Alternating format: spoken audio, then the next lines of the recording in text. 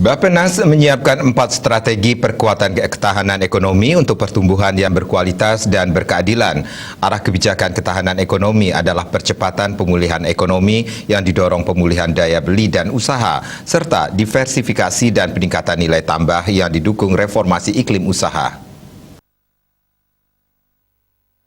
Deputi Bidang Ekonomi Kementerian PPN Bappenas Amalia Adininggar Widiasanti menyampaikan, strategi yang akan dilaksanakan meliputi sektor pertanian dengan produktivitas pangan dan rantai pasok.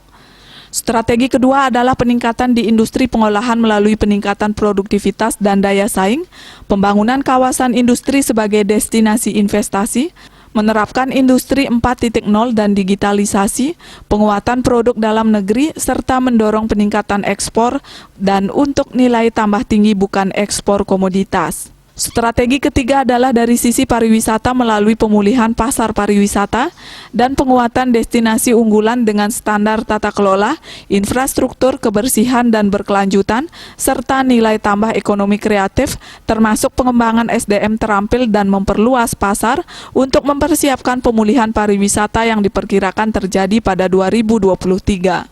2022 menjadi momentum yang baik untuk memperkuat dan menata kembali destinasi unggulan pariwisata Indonesia sehingga bisa lebih kompetitif dan menarik wisatawan lebih banyak lagi.